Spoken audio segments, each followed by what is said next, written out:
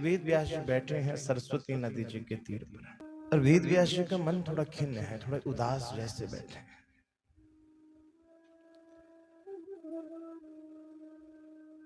वेद व्यास जी की उस उदासी को देख करके वहां से नारद जी जब गुजरे, नारद जी ने श्री वेद व्यास जी को देखा। नारद जी आए,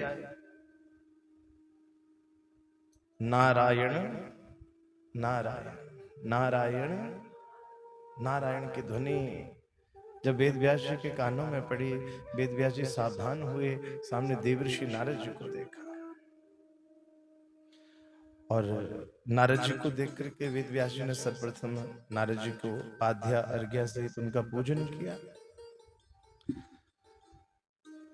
और विधिवत उनको आसन प्रदान किया। अब दृश्य क्या है? दृश्य ये है, श्री वेद व्यास जी विराजमान हैं और नारद जी को एक आसन के ऊपर उन्होंने बिठाया। नारद जी ने पूछा, पारश्चर्य महाभाग भवता कदिचित आत्मना। महाराज आप व्यास जी आप दुखी क्यों हैं? अब चिंतित क्यों हैं? अरे आप जैसे संत तो हमेशा प्रसन्न रहते हैं। साधारण दुनिया जब परेशान होती है तो संतों की शरण में जाती है। हम आपको परेशान नहीं हो तो कहां जाएंगे? संत महात्माओं की शरण में। पर जब महात्मा ही परेशान हो जाए तो महाराज ये उचित नहीं है। महात्मा का परेशान होना उचित नहीं।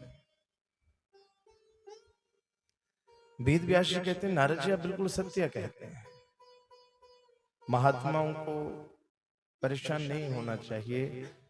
पर एक साधारण सी बात है कि जब मेरा समाज दुखी है ना, चाहे मैं महात्मा हूं, चाहे मैं कुछ भी हूं, पर एक समाज में रहता हूं। हमारे यहाँ वर्ण वो है ना, आश्रम व्यवस्था है।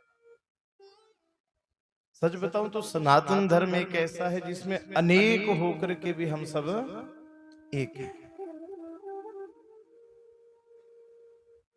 और बड़ी साधारण सी बात है कि ठीक है महात्माओं को इन सब से दूर रहना चाहिए, परंतु वेद व्यास जी ने बड़ा सुंदर उत्तर दे रहे हैं।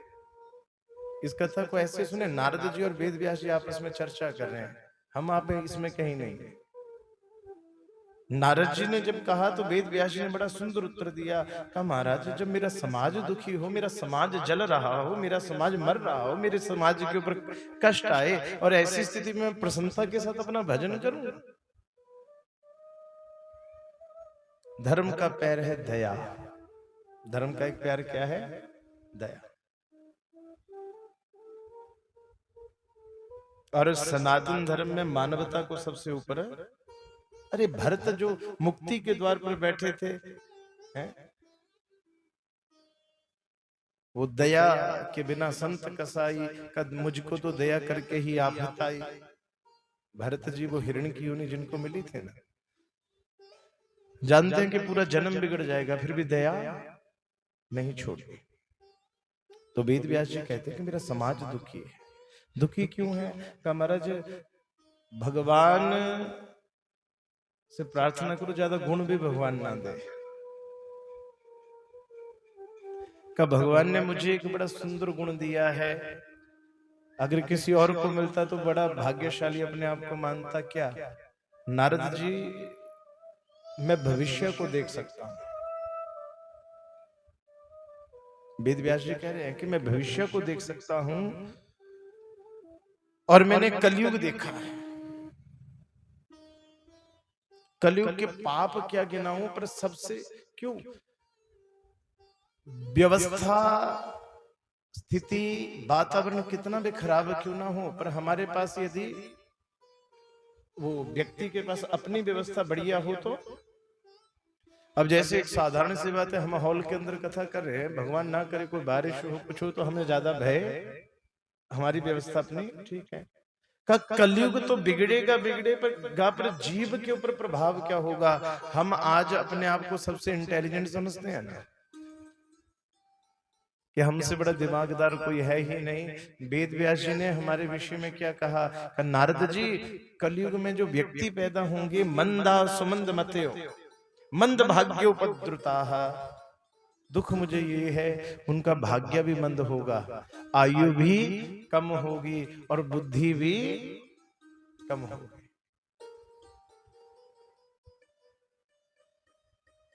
ऐसी परिस्थिति में वेदव्यास जी कहते महाराज मैं इसीलिए दुखी हूं। किसी के पास बुद्धि कम हो और भाग्य हो तब भी जीवन निकल जाएगा। भाग्य कम हो पर बुद्धि अच्छी हो तब भी जीवन। पर सोचो जिसका भाग्य भी कम और बुद्धि भी, वेद व्यास जी करें नारद जी ऐसे व्यक्ति का कल्याण में नहीं देख पा रहा।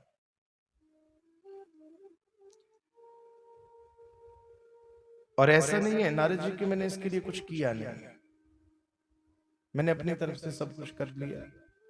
क्या क्या किया महाराज? मैंने एक वेद था, एक वेद इतना बड़ा, इसको कौन समझे, तो मैंने उसके 4 भाग कर दिए। होता है ना बड़ा सा खेत हो तो आदमी ऐसे ही डर जाता है कि कौन जाए, पर उसके जब छोटे छोटे वो कर देना, तो मैंने छोटे छोटे उसके 4 भाग कर दिए, ऋग्वेद, यजुर्वेद, सामवेद, अथर्ववेद। पर महाराज मैंने भविष्य में देखा कि लोग वैदिक ज्ञान को तो समझ ही नहीं पाएंगे। वेद व्यास जी कहते हैं कि बिना संस्कार के तो कलयुग में कितने संस्कारी लोग बचेंगे, तो वेद नहीं। कब फिर मैंने पंचम वेद की रचना की। आपको हैरानी होगी, पंचम वेद वेद व्यास जी मैंने इसलिए लिखा कि वो पंचम वेद पढ़ना सब उसके अधिकारी होंगे, और वो पंचम वेद केवल मैंने स्वाध्याय के लिए लिखा कि उसका स्वाध्याय ही करना चाहिए, अर्थात उसको अपने आप ही पढ़ना चाहिए। और पंचम वेद कौन है? पंचम वेद वेद व्यास जी ने कहा महाभारत को। हमारे यहाँ अपने आप पढ़ने के लिए अगर कोई ग्रंथ है तो एक ही है, महाभारत। पर ना जाने कहां से ये परिपाटियां चली कि घर में रखना भी नहीं।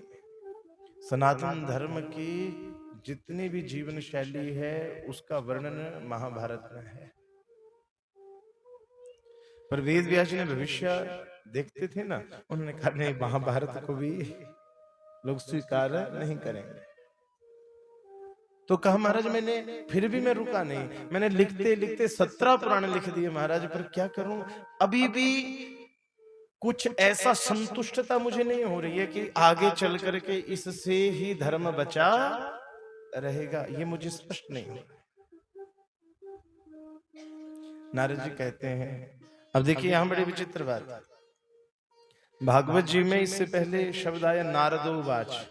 जब नारद जी कहते हैं तो क्या शब्द आता है? होता है ना सूतोवाच, है ना, तो नारदोवाच। पर अब जब वेद व्यास जी को भागवत सुनाने लगे तो देखिए यहां लिख दिया श्री नारदो उवाच।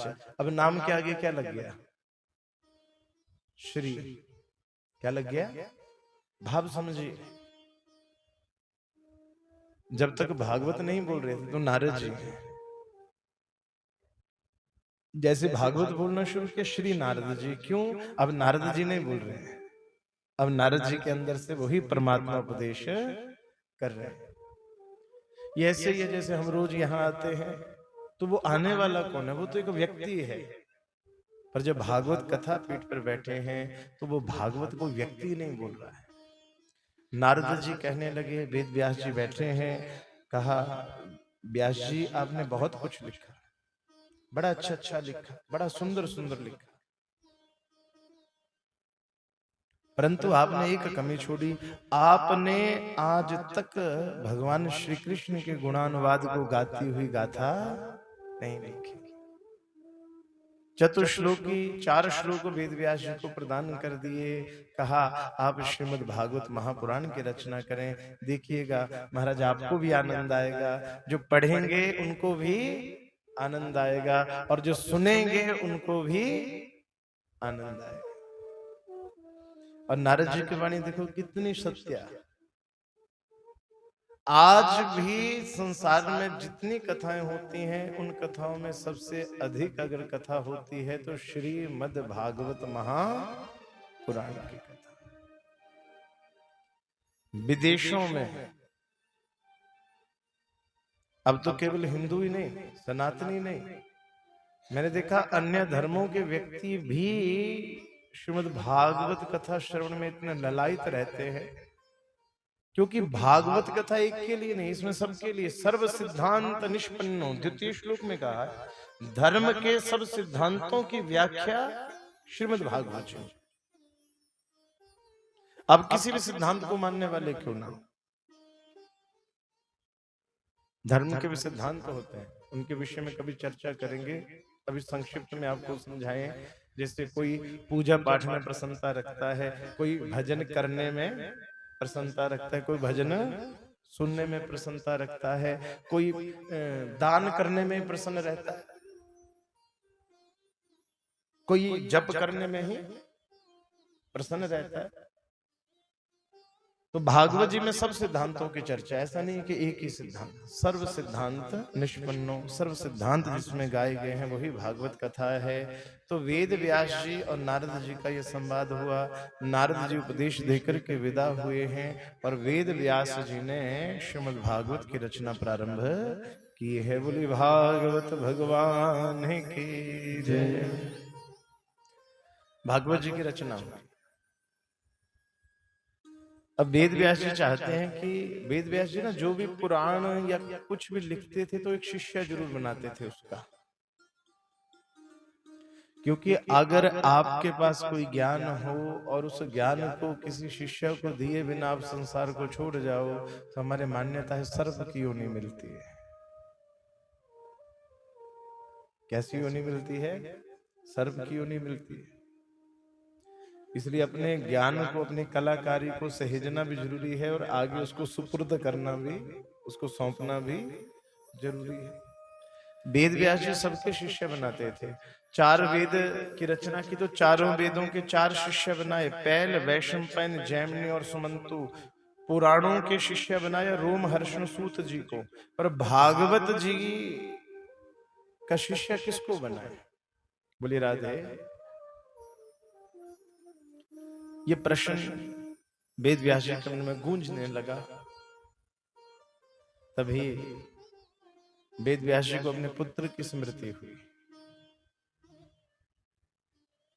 ये वही है जब भगवान शिव अमर कथा सुना रहे थे तो वो एक तोते ने सुन ली थी ना, वो तोता डर के मारे कहाँ आ गया था? फिर व्यास पत्नी के गर्भ में। प्रकट तब हुए कि मेरे ऊपर माया का प्रभाव नहीं होगा।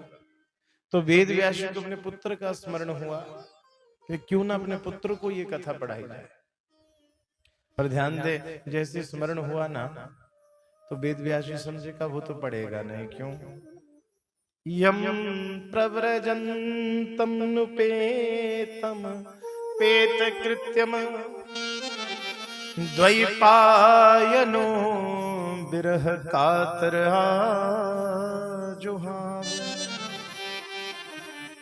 पुत्रेति तन्मयत्य तरवो विनिधु सर्वभूत हृदय मुनिमान तो अस्मे। ये तो ऐसे पुत्र की पैदा होते ही व्यास जी पीछे पीछे चले थे तो उन्होंने मुड़ करके भी देखा। यम प्रव्रजंत, ब्रजंत कहते हैं विरक्त को, सन्यासी को। प्रव्रजंत, अब ध्यान दीजिए, एक सन्यास ऐसा होता है कि भैया सन्यास तो है परंतु कहीं ना कहीं अभी भी आपके अंदर वो भाव है कि मैंने सब कुछ छोड़ा है। यहां केवल ग्रहण करने का, ये संसार है प्रभु, संसार की माया बड़ी विचित्र है। यहाँ केवल व्यक्ति को जोड़ने का अहंकार नहीं होता कि मैंने, मेरे पास लाख रुपया हो गया, मेरे पास 10 लाख हो गया, मेरे पास करोड़ हो गया, ऐसा ही अभिमान नहीं होता।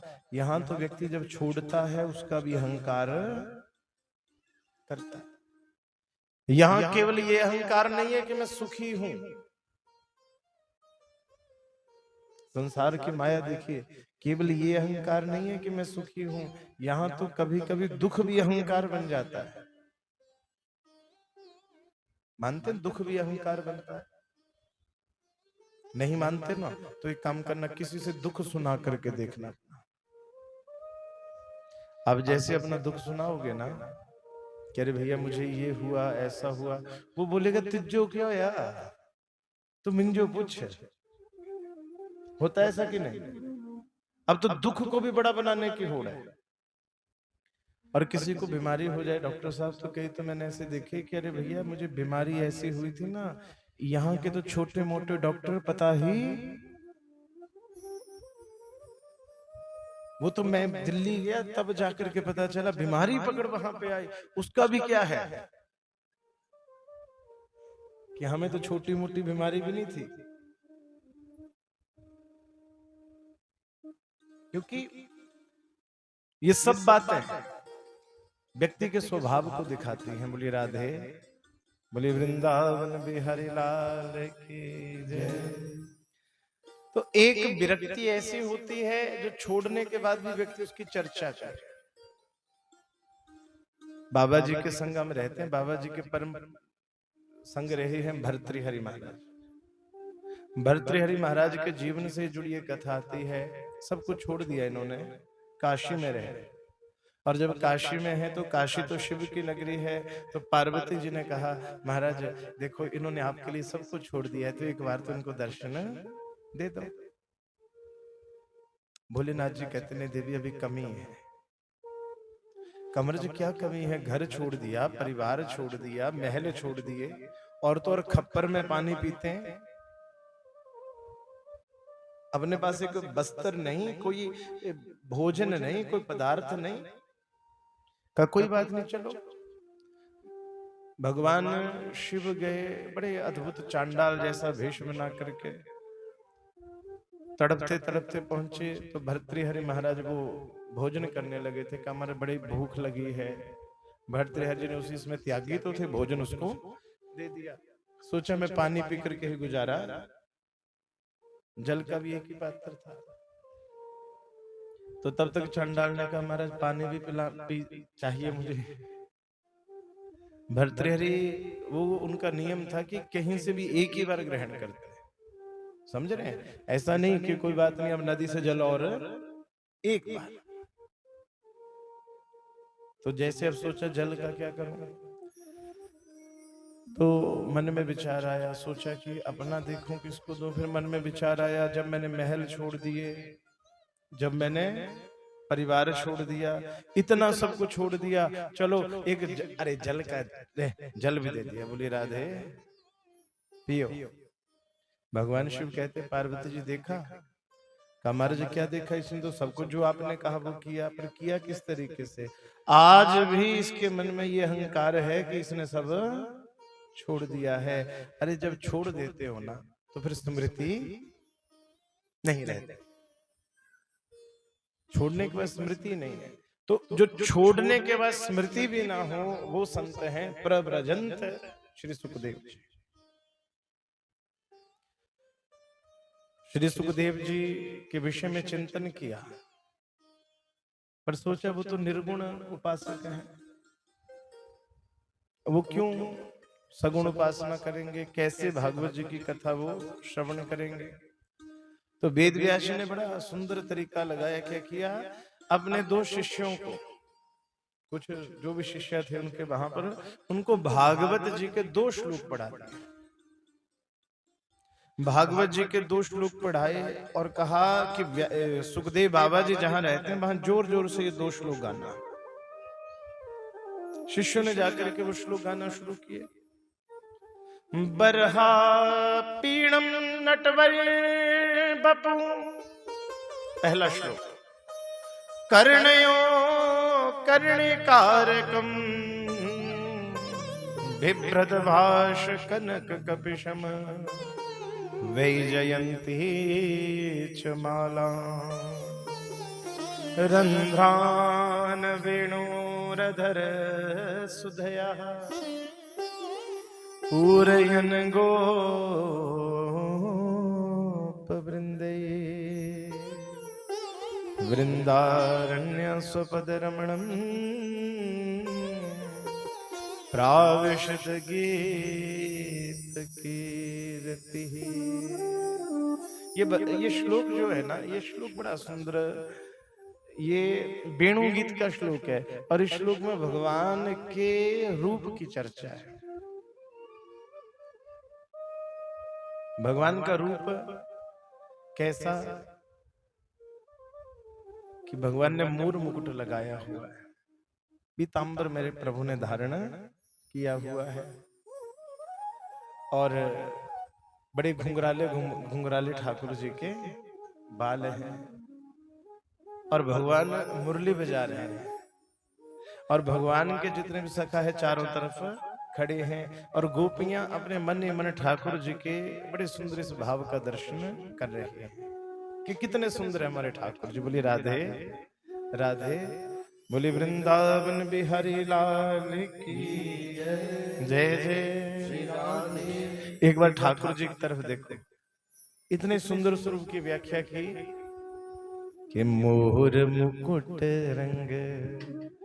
जब इस श्लोक को पढ़ता हूं ना तो लगता है कि ये जो भजन है ना इसी श्लोक की व्याख्या है कि मोर मुकुट रंग काले आओ मन मोले आ कुंडला वाले आओ मन मोले आ कुंडला वाले आओ श्यामा श्यामा श्यामा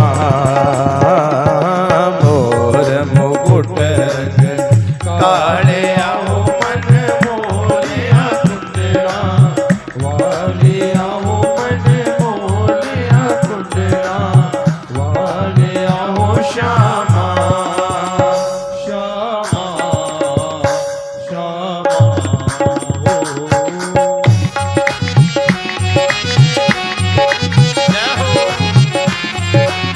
दोनों हाथ ऊंचे करके सभी।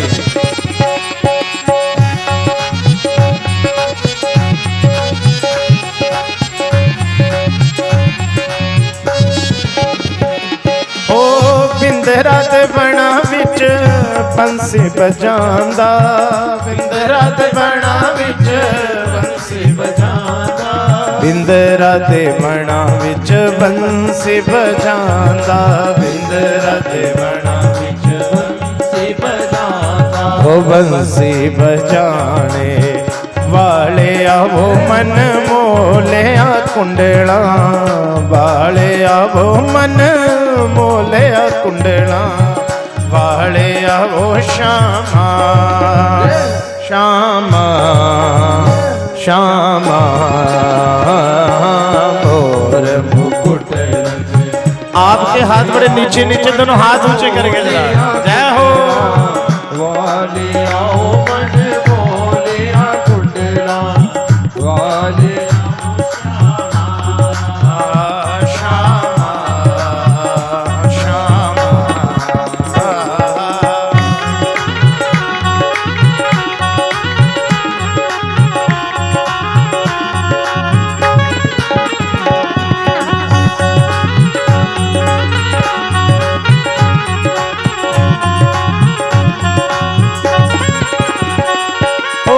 बिंदरा ते बना विच गौआं चरांदे, बिंदरा ते बना विच बिंदरा ते बना विच गौआं चरांदे, बिंदरा ते बना विच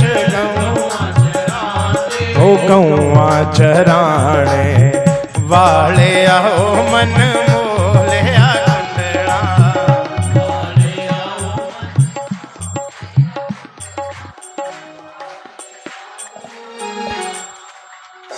श्यामा श्यामा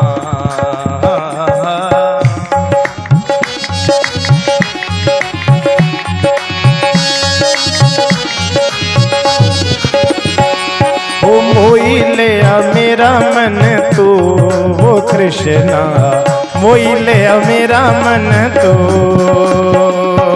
मोई लिया मेरा मन तू वो कृष्णा,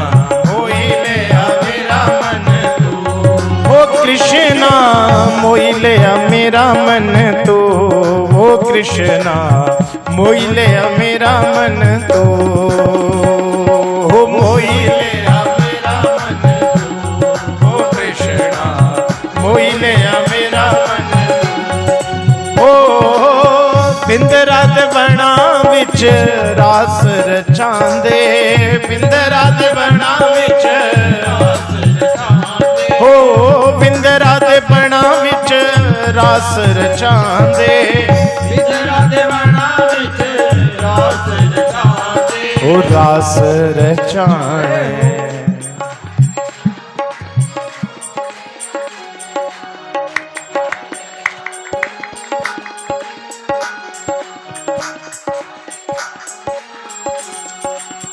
ओ श्यामा श्याम ओ मोई लिया मेरा मन तू, ओ कृष्णा मोई लिया मेरा मन तू, मोई लिया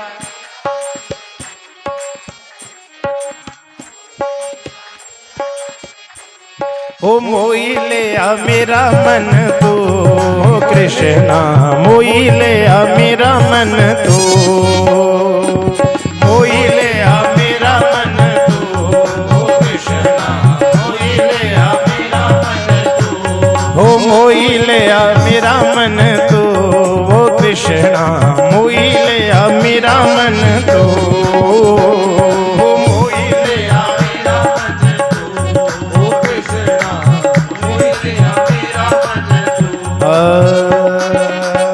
यही भाव सुखदेव जी के साथ हुआ। जैसे ही भगवान की सुंदरता को सुना ना, अभी देखा नहीं, अभी केवल सुना, सुनते ही सुखदेव बाबा बाहर आ गए। तब तक शिष्य ने दूसरा श्लोक गा दिया, अहो वकीयम स्तन काल कूटम जिघांस्य पाया यदप्यसाधवी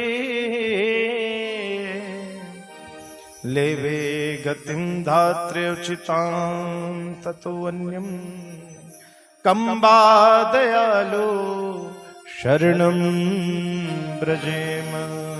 दूसरा श्लोक गाया। और ये दूसरा श्लोक क्या दिखा रहा है?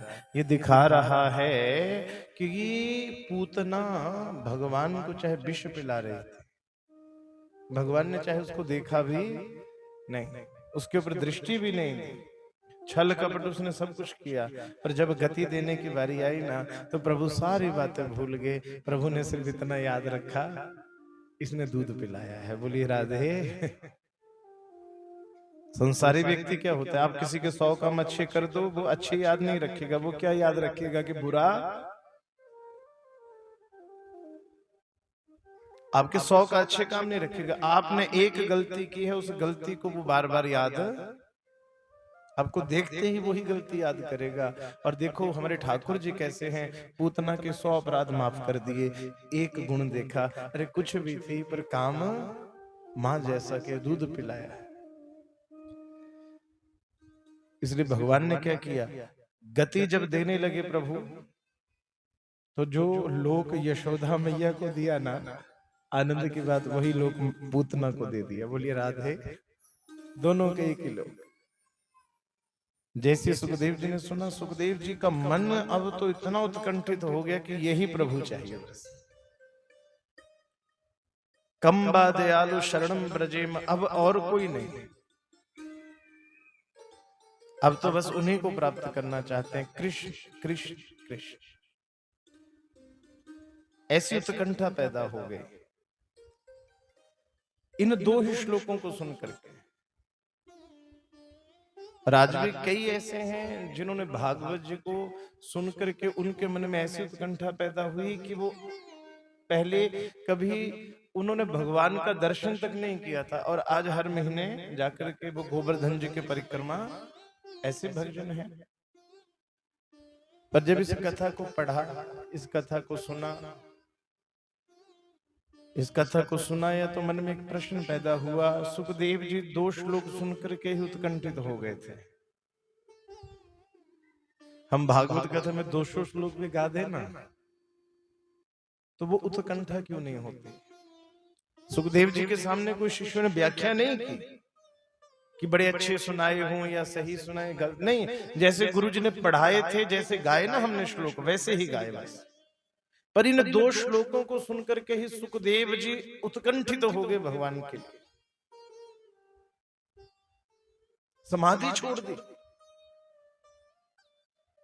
हमसे दुकान नहीं छूटती, बोली राधे।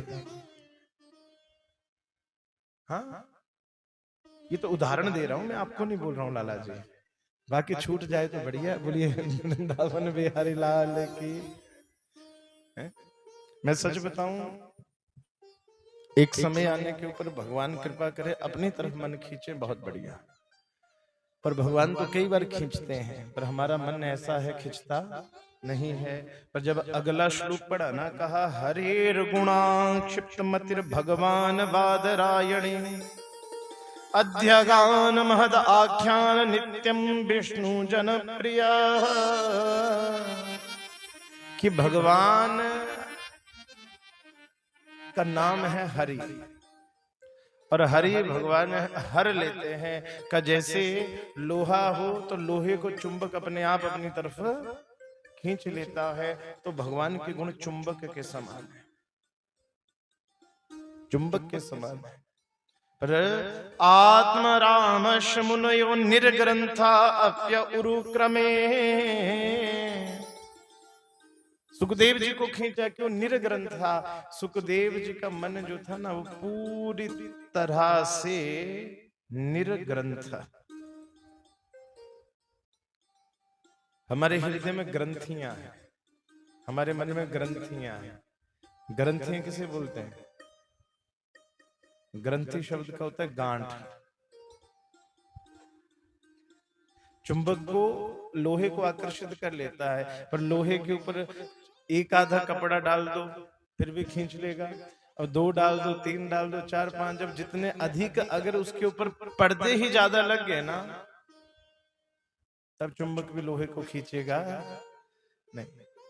अगर लोहा ही बहुत ही मैला हो जाए, उसके ऊपर मिट्टी कितनी परत जम जाए, इतनी परत जम जाए कि भैया भूमि के नीचे दबा हो, तो चुंबक भी उसको खींचेगा नहीं। और यहाँ ये जो शब्द लिखा ना, आत्म रामश मुनियो निर्ग्रंथा, भागवत के श्लोकों के अर्थ ही भक्ति पैदा करते। समझिए, सुखदेव जी इसलिए खींचे क्योंकि सुखदेव जी विशुद्ध लोहा है, विशुद्ध, बिल्कुल साफ।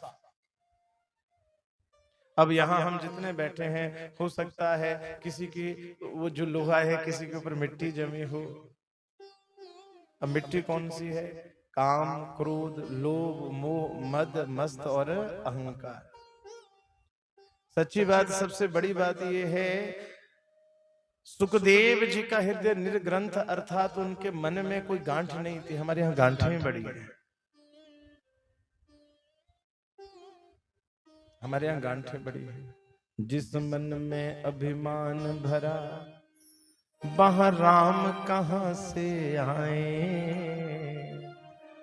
भगवान भी जब मन में आते होंगे, देखते होंगे एक कुर्सी अहंकार को मिली है, मन में वो ही बैठा है। एक कुर्सी लालच को मिली है, वो भी बैठा है। एक कुर्सी क्रोध को मिली है, वो भी बैठा है ना। और भी बहुत सारी कुर्सियां लगी हैं, और भगवान देखेंगे अरे यहाँ तो कुर्सी कोई खाली ही नहीं है, तो भगवान भी सोचेंगे नहीं भैया चलो वापस। बोलिए राधे। इसलिए सबसे पहले, आज भी जब पूजा करते हैं ना, तो पंडित जी क्या कहते हैं? सबसे पहला मंत्र ध्यान देना कभी, ओम। आपको कहते हैं बैठो भैया, अपनी तरफ जल छिड़को, ओम अपवित्रः पवित्रो वा। पंडित जी, सुरेश जी यही बोलते हैं ना भैया, अपवित्र पवित्रो वा सर्व अवस्थाम गतो विवाह यस्मृत पुंडरीकाक्ष भायाभ्यंतरः सुचि। हम कहते हैं जल छिड़को, क्रिया वही है। पृष्ठलोक का अर्थ बड़ा सुंदर है। यजमान को कह रहा है अपवित्र पवित्रो वा, चाहे मैं पवित्र हूं चाहे अपवित्र हूं, सर्व अवस्था गतो विवाह, प्रभु मैं किसी भी अवस्था में हूं। यानी यजमान और भक्त इनडायरेक्टली क्या कह रहा है कि प्रभु मैं कभी पवित्र हो ही, बाहर से हो भी जाऊं तो अंदर वो दोष है। यह स्मरेत पुंडरीकाक्ष।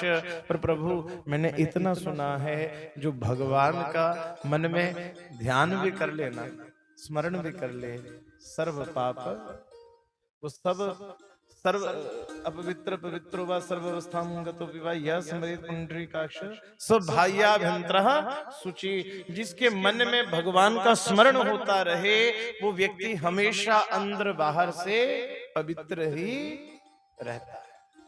स्मरण कहाँ हो? मन में। जोर से बोलिए कहाँ हो? जोर से बोलिए कहाँ हो? दिमाग में नहीं। स्मरण कहाँ हो?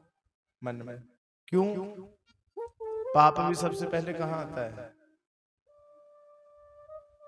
पाप सबसे पहले कहाँ आएगा? मन में। मन से वाणी में आता है। नोट करना इस बात। पाप सबसे पहले मन में आएगा, मन से वाणी में आएगा, वाणी से क्रिया में आता है। पाप डायरेक्ट कभी क्रिया में नहीं आता। पाप सबसे पहले मन में आएगा, मन से वाणी में, वाणी से क्रिया में। तो यदि मन में हमेशा भगवान का स्मरण रहेगा ना, मैं लिख करके दे सकता हूं, जो व्यक्ति नित्य भगवान का स्मरण हर समय जिसका पक्का बन जाए, ऐसा व्यक्ति जागृत अवस्था तो छोड़िए, कभी स्वप्न में भी कोई पाप नहीं कर पाए।